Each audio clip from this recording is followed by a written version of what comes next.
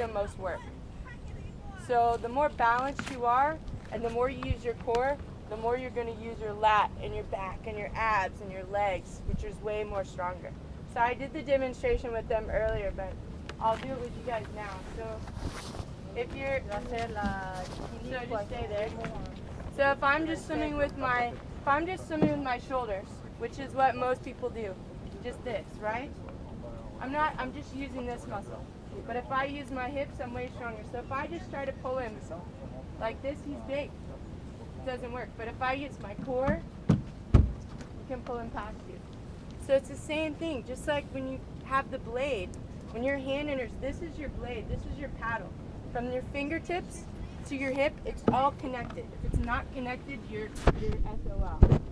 I don't know the translation for that.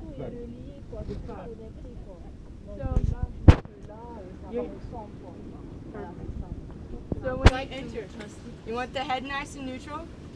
You're going to rotate this way. You don't want to over-rotate, but you do want to rotate. So this hand is going to enter directly in front of the shoulder, right here. Not across, not outside, directly in front of your shoulder. Shoulder, over the elbow, over the wrist, over the hands. This position. This is your paddle. From here, my hip is going to drive my hand forward right in front of the shoulder, and then you're going to rotate, and your hip's going to drive that hand back. You don't want to be doing this. You never want your hands turned to the side. You never want them turned out.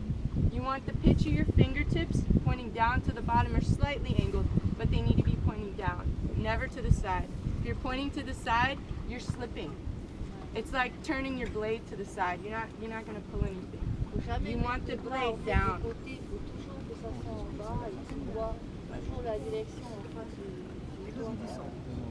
Yeah. When you go down, yeah. When you go down, it's like this. Straight. Just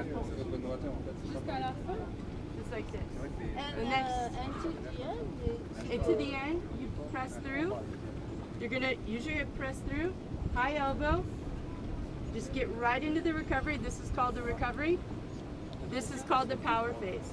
No matter how fast you bring your hand around, it doesn't make you go faster because you're not pulling water this way. You're only pulling water this way. So this is called the power phase, and this is called the recovery. So this is where you want. Non, tu appuies pas. Tu appuies pas parce qu'après tu te niques l'épaule. Tu te prends appui et tu tournes avec ta hanche. C'est la hanche. Pas qu'avec le bras. Non. Surtout pas avec le bras. Faut que tu apprends à tourner. So, and then the other piece of that is sending the energy forward and then having a buoy out in front. So your head doesn't pull water and doesn't really offer you much. So you want to leave your hand out at all times. So you want to swim where this hand is passing and then this hand starts to pull. So this way, you're using your hips to drive that pull. So it's here. It should never be at opposite. As soon as you're at opposites, you're using your shoulders. The only way that you can connect the bigger muscles is by leaving your hand out in front. We call it patience in the front. So leaving your hand out in front is patience in the front. So you leave it there, and as soon as this hand comes forward, this hip's driving, this is called early vertical forearm. So your forearm is vertical. It's pressing down, your hip's pulling through it. Bam.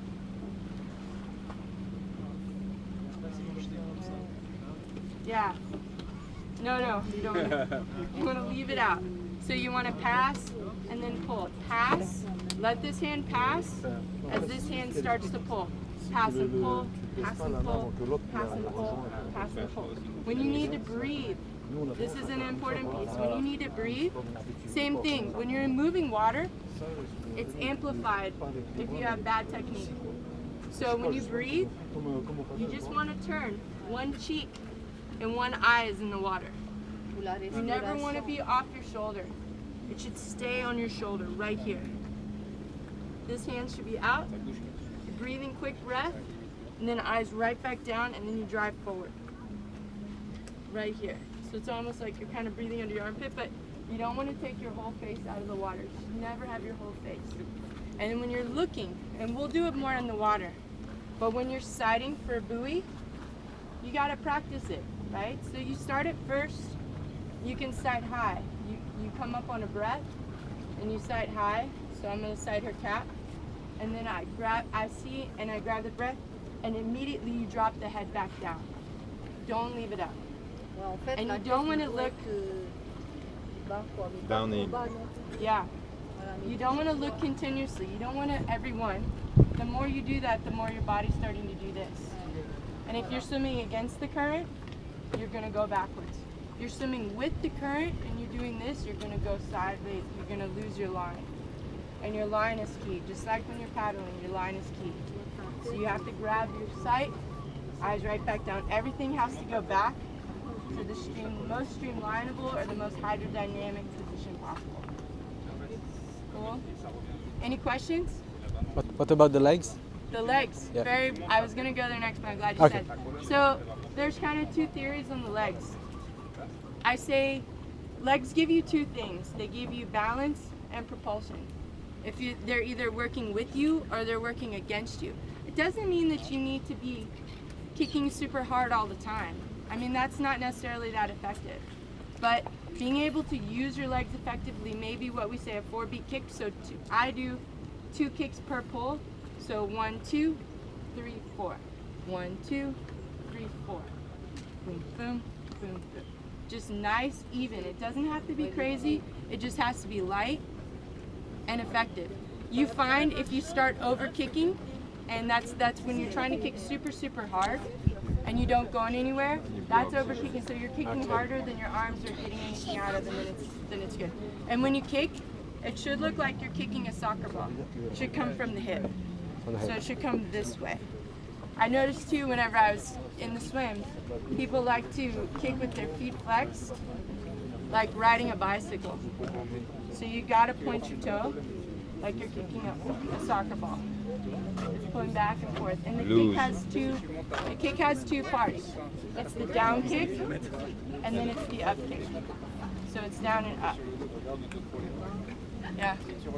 Cool. So better not to use it than use it. Better to not use it too much, but you should use it. At least for the balance. At least just for the balance.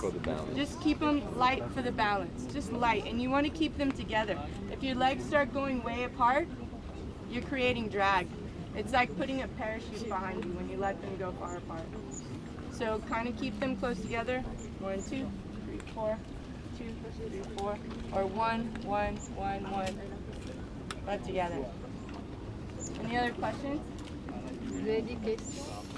Get in the water. All right. Okay, we're gonna get in. All right. It doesn't matter.